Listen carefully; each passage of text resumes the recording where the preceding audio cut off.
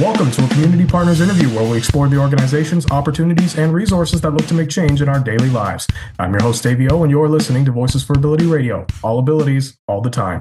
Today, I'm joined by Tanija Hogan-Talbot, the Community Outreach and Workshop Facilitator at Pathways to Growth. At Pathways to Growth, learners receive valuable literacy education so that they may be able to become self-reliant and live with more confidence and independence. Pathways to Growth team supports learners in their academic and life skills training that will inevitably help them foster their social and emotional well-being, as well as continue in collaborating towards their unique personal and holistic growth and development. Their priority is to help each individual reach their fullest potential and prepare them for the realities of the world today and tomorrow. Together, we can change lives. Thanks for joining us today, Tanija. Not a problem. Thank you for having me. Well, it's our pleasure. Now, to begin, for our listeners who are just joining us for the first time, or those of us who have been listening for a while now, why don't you give us a little insight into you and what inspired you to work for Pathways to Growth and with individuals with disabilities? Sure. Well, my name is Tanija. I started with this organization about 3.5 years ago. At the time, I was just operations learning about it. I was able to learn so much about the parents and the clientele that we have here. And I think the part that gets me up every morning and the part that I really love about working for this organization is getting to help people have a sense of belonging. That definitely is one of my high priorities. They are amazing students, amazing clients, and you can see the lightness that they have when they come into the center, when they get to see people that they know. You get to see the difference in them, not just intellectually, but like socially. We've had so many people come in that have stayed with us throughout the years, and we've gotten to see them develop. And it gives you a sense of knowing that what you're doing is actually making a change and making someone's life better. I originally started as operations, and then I became the community outreach. I like making partnerships. I like talking to different people within the community that are also servicing our clientele. And recently I got promoted to manager, so I'm excited for that role as well. But it's been a journey, and it's been, just something that you can actually make a difference, see a difference, and know that you're giving someone a chance to belong and a place that is safe for them. Absolutely. And on the one hand, other than congratulating you for the step up for your step up to the managerial position, I can definitely say that I definitely appreciate your passion and where that's coming from too. And also, who doesn't love that space where you can just be yourself and feel like you're just one and the same? Yeah, and it's something that we noticed was a gap in the community. Not everyone knows how to deal with individuals or talk to individuals with developmental disabilities, and it can be isolating. It can definitely be isolating. We always look at COVID and we know how isolating that was for us. So our understanding is, how would that feel to be like that all the time? So it has really brightened up our office. It's brightened up their lives. We get to see a difference. And honestly, that's what matters the most to us. Absolutely. And I definitely think that there's more that we can discuss on that later when it comes to one of my favorite questions in this conversation today. But before we get there, in preparing for our conversation today, I did a little digging in your website and other sources of that nature. And I got to say, the programs that I came across that you offer, they were absolutely amazing. Of those many programs, I can list off a few, just to name a few, including the literacy program, Tech for Success, Empowered for Employment, Skills for Life, even the CORE program. Do you think that you could give us a little insight into what each of these programs entails? Sure, not a problem. I'll start with CORE. CORE is our everyday bread and butter. That is a program that is for individuals with developmental disabilities who want to upgrade their literacy. So we stem from anything from math, English, to science, geography. We even have computer labs for each location now. So we're also adding computer literacy in, because it is such a big part of their everyday lives. And what we like about that program is we normally keep the classes on a daily smaller, so we don't have any more than 10. We both teach them in a group setting, but we also focus on individualized learning.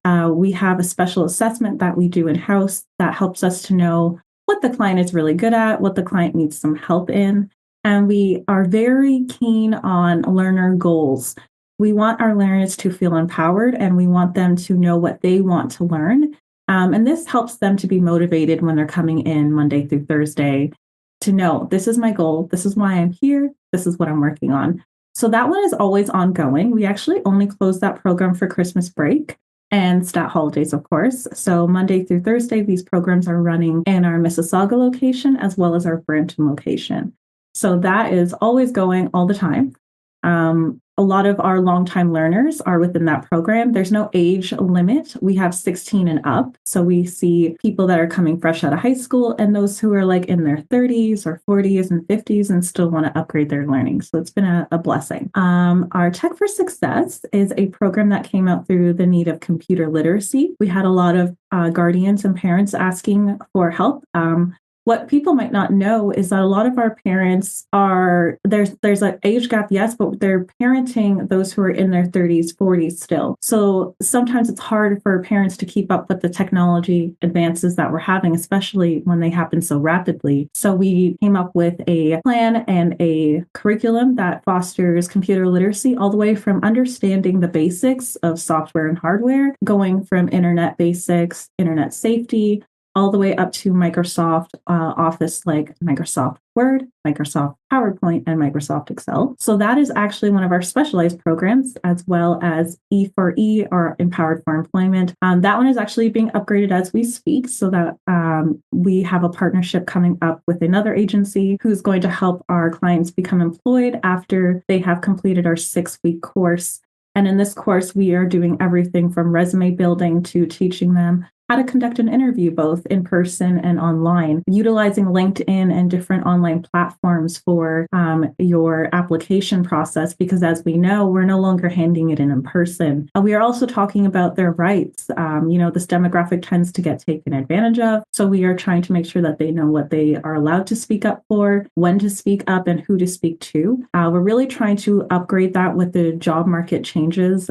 As we all know, they've been changing so rapidly that all of our curriculum really does have to be upgraded pretty much every 6 months. But we are happy to know that this one will be relaunching as of August with the new changes and the new partnership. So we are excited for that. We also have our online workshops. Those are done every month on a different topic. So we have things like communication etiquette. We have financial literacy. That's always a big one. We're actually doing that one again in May. And those ones are just 4 weeks, and people come on 1 day a week, typically on a Friday, for a couple of hours. So that's great for those who have mobility issues or live far away. We ourselves have physical locations in Brampton and Mississauga. So our virtual workshops allow us to reach a broader spectrum of places, so we can get just about anywhere. And we've seen people come from Burlington through these workshops. We've seen people come from Waterloo. And it's a great way for those who are not able to come in-house to still be a part of a community and still have a chance to learn and upgrade in their respective areas. Of course, and so many things that I could even jump off on in terms of what you just mentioned there. But that's absolutely amazing. Though on the one hand, your workshops, you mentioned that you host them out of Brampton, which is where I'm based out of, and then Mississauga as well. What do those workshops entail? Just more, I guess, an expansion on the programs you offer as well? So our workshops are more for short term. The way we always look at it is that we have our long-term programs that are like very extensive, but our clients are adults. So some of them have jobs, some of them have other commitments. So the way we do our workshops is we do it virtually, and people can just choose which ones they are able to make. And we redesign our programs pretty annually. So we always have new topics coming in. Sometimes we have parents or even community partners let us know what topics they would like us to cover, and we actually develop our own curriculum here, and we do those types of things for them. When it comes to our specialized programs, they are in person and they are short term as well, but 6 weeks typically. And they are always held in either the Mississauga physical location or the Brampton physical location. It's absolutely amazing to know. And to that end as well, I think you and I could definitely connect after the fact, because I've been able to create some job readiness resources that I was able to use to help revamp a job readiness program with an organization that I've actually partnered closely with and it was all based off of curriculum that I definitely learned in my recent college career. So I think if anything, we could definitely connect about that. Hopefully, you'd be interested. No, I'm always interested. I am, as much as I am a program manager now, I am still at the heart of everything a community partnership girl. I love working with different organizations and people that want to help our clients. Well, that's definitely appreciated. Thank you. Now, to that end, earlier on, you mentioned that in your programs and workshops, you've seen students of all ages come in, be it adults or even those 16 and up, which got me thinking. Are there any restrictions to accessing these programs or even becoming a member of Pathways to Growth? So age didn't seem to be one, but could age be one? Disability type, caregivers, things of that nature? So we don't have restrictions. What we did have, and we actually were able to kind of combat it, was understanding that originally Pathways to Growth started as a mild to moderate service. So we service those with mild to moderate developmental disabilities. So they had to be autonomous. That's really our only criteria, is to be autonomous, as in they can go to the bathroom themselves, they can feed themselves. We've had people with different levels of speech or no speech at all that have been able to come through with different devices. We've had people in wheelchairs. That's not a problem. However, we did find that there were some more needs from people that weren't necessarily fully autonomous. So what we did to combat that was, if you wanted to join an in-person, whether it be a specialized program, whether it be our core literacy or just one of our special days, like we had first responders launch this past March, where we had the police and the fire department come in and teach about safety in person, is we opened up the doors so that people could bring their support workers in with them free of charge. So this allowed those who needed extra hands to be helped in that way. Our instructors, they instruct. They are not, by any way like a support worker. So we needed somebody who actually had that. So what we did is anyone who needed a support worker and had a support worker could just bring them into programming. And as long as we know that they're from a reputable place, we don't have a problem, you can come in. That's absolutely amazing to know that there are no restrictions and that you've been able to, for the most part, combat them. That being said, without naming any names or getting too specific, are there any sort of success stories that you could share with us today? Perhaps about, say, the supports that were put into place for someone when they asked for that help? Actually, yes. One that comes to mind is my first ever intake. So as I said, for core literacy, we do a intake process just to make sure what the level is and how we can help them. And this client was my very first Pathways to Growth intake. I was fresh on the scene to this organization. And I found that like the people were talking for her. She wasn't able to speak for herself, or she was too shy. And I was able to advocate for her a little bit and just, really get to know her. And the amazing thing is she's actually still with us. But now this girl who used to be a woman, I should say, who was very shy, very reserved, didn't really want to talk, didn't really want to speak for herself or anything like that, every morning is like the first student in our doors. And she says hello to everyone in office. She will stop by and greet them by name. She will ask them how they're doing. She will tell them about her day. She is so sweet and kind. And it's so amazing to see her shell be broken and her to know, this is where I go. This is where I belong. I know where I'm going. I know the teachers. I know my friends. I'm going to go and have a good day. And every day she says good morning. Every day she says goodbye or have a nice weekend or lets us know what's going on. I always think back to that intake and how that was my first time being able to advocate for a client, her needs, and be able to walk with her as she grew into this amazing person that she is. Of course, and those clients are definitely, I would think, a 1 in a million sort of type of person. Is that attitude is just absolutely infectious. It really is. It just brightens up my day to know that we were able to help her. There was also another student who really had self-regulation issues, and we were able to change that. And I remember the first day she did it herself. We really do, part of our tagline is nurture independence. So to see her go from someone who would shut down or at times be like a slight but aggressive, not fully. She was overstimulated to being able to come to me and say, Miss Tanija, I need to self-regulate. Can I be in this room by myself to color for a bit? And I was like, yes, girl, get it, please. And it was amazing to see because no matter what they may struggle with, if you walk with them and you build routine and you build rapport and you show them different ways, they are sponges. They grasp on and they start to actually do it. To see them do it themselves independently, that is when you know you've done your job. No, absolutely. And on that note, I mean, even when you are able to do that job and do it to that extent and see a person grow and grow well from it, if say that person say later on wanted to become a full blown member or even a volunteer with the organization, what would the processes for both those pathways look like? So right now we're actually looking into building a volunteer program, but we're in the very, very beginning stages. To be honest, it would completely depend on the person's ability and their interest and what we have available. We are looking to do more volunteering and see options for them within house. But as of right now, we don't have the bandwidth at this very moment. It's going to be a bit of a pilot project for September that will be led by the executive director. But in house, I can say that there's definitely areas we are thinking of, like having them help out with like file management, helping them just be a peer support. Even now, without them even knowing that they're doing it, sometimes they help each other out in areas that they are excelling at, and maybe their friend or their classmate is not. And you can see them like, oh, this is how you do this, or oh, I can help you with that. And while it may not seem like a big thing, it actually is, because they are showing leadership and they are showing helpful attitudes towards one another. And hopefully one day we can have them come back and have them, be part of it in a way where they can help the teachers or just help us in the office, or honestly just be success stories, be a testimony.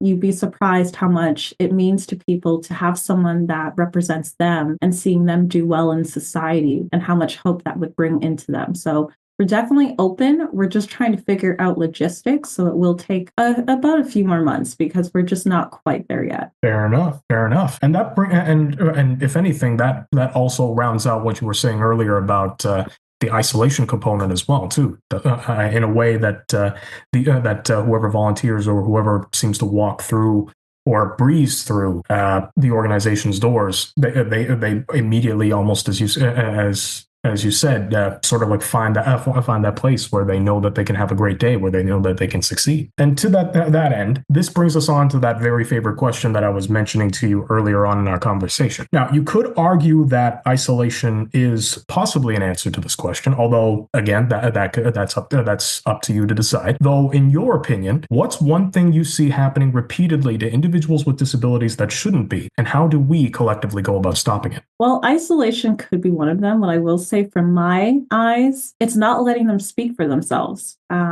People sometimes, with all good intention, it could be a guardian, it could be a support worker, it could be someone who's just referring from a different agency, tend to speak for the clients more than they need to. It's one thing to advocate, but the client should never lose their voice. I see it all the time, sometimes at community events where people are coming in and inquiring, but they are like, oh, I want this person to do this and this and this. And that's fantastic. There's nothing wrong with that. But I always push back and I ask, okay, what do they want? Do they want to be here? Do they want to grow in literacy? Do they want to do math, or do they want to do science? Do they want that part-time job, or do they want to be an entrepreneur and start their own little side business making bracelets? Like, what does the client want? What does the client need? Advocacy isn't just speaking up for someone. It's also knowing when to let that person speak up for themselves. So I think that one of the biggest things is never underestimate that voice of them. They need to know that they can speak up. They need to know that they can be heard. They need to know that their voice matters and that they are capable of speaking up for themselves, because it builds confidence, it builds resilience, and it lets them know that they are more than capable of what we give them credit for. And that's absolutely amazing to know as well. To that end, in terms of giving people people that voice, I mean, other than your programs and your workshops, I'm sure there could be various opportunities outside of that, right? To that end, so said opportunities could be events. And if there are any events, are there any coming up that Pathways for Growth will be hosting or a part of? So we used to actually do a fundraiser where we would get some of our students to speak up, and they would do a little speech. As of right now, we are hoping to do little small fundraisers, different community events, and actually have some representatives of our agency that actually go to CORE or do workshops, be able to help us out and talk to the people about what this program's about. because I could say it 1,000 times, but it means more coming from someone who's actually in the program. We've also had them like just write testimonies. We are also implementing some new things operationally where they get to also kind of like self-evaluate themselves. We're going to be having more times where they get to actually showcase what they're doing to their parents, guardians, support workers. We're definitely going to get more involved in the community that's already here and start inviting out. We're going to have a parent, kind of like a parent teacher family night. In the summer, we are looking at July. We will have some flyers going out for both Brampton and Mississauga to invite those who are actually part of the program and for those who want to know more.